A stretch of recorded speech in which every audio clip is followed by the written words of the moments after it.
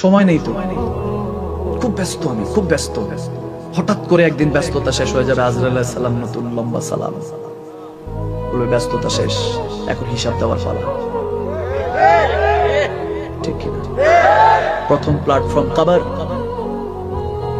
আপনার পরিবার যাদের জন্য একটাকে ইনকাম করতে 10টা মিথ্যা, 10টা মিথ্যাকে ধামাচাপা দেওয়ার জন্য 100টা মিথ্যা বলে, যাদের জন্য হারামকে হালাল, হালালকে হারাম বানিয়েছে, তারা বলবে, নাকে টিপতে বলবে, গর্ত বেরোচ্ছে, গর্তে দাও, গর্তটার নাম কবর।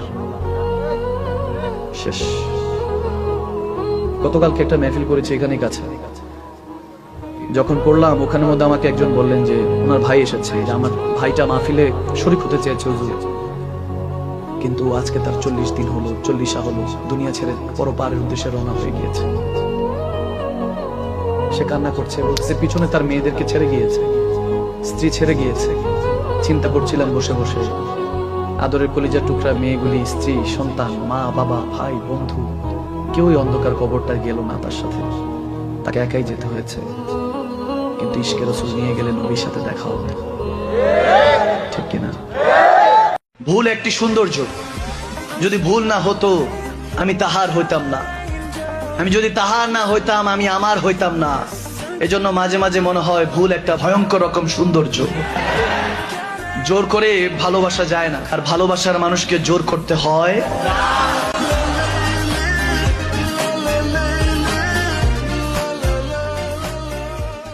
সময় নেই তো, খুব ব্যস্ত, আমি খুব ব্যস্ত।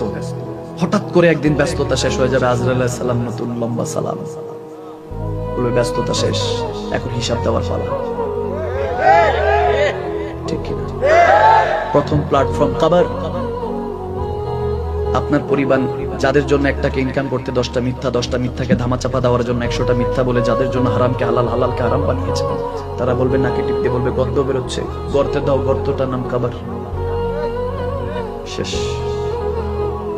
গতকালকে একটা মেহফিল করেছি এখানে কাছে, যখন করলাম ওখানের মধ্যে আমাকে একজন বললেন যে ওনার ভাই এসেছে, যে আমার ভাইটা মাহফিলে শরীক হতে চেয়েছে হুজুর, কিন্তু আজকে তার 40 দিন হলো, 40 হলো, দুনিয়া ছেড়ে পরপারের উদ্দেশ্যে রওনা হয়ে গিয়েছে। সে কান্না করছে, বলছে পিছনে তার মেয়েদেরকে ছেড়ে গিয়েছে, স্ত্রী ছেড়ে গিয়েছে। চিন্তা করছিলাম বসে বসে, ভুল একটি সৌন্দর্য, যদি ভুল না হতো আমি তাহার হইতাম না, আমি যদি তাহার না হইতাম আমি আমার হইতাম না। এজন্য মাঝে মাঝে মনে হয় ভুল একটা ভয়ঙ্কর রকম সৌন্দর্য। জোর করে ভালোবাসা যায় না, আর ভালোবাসার মানুষকে জোর করতে হয়।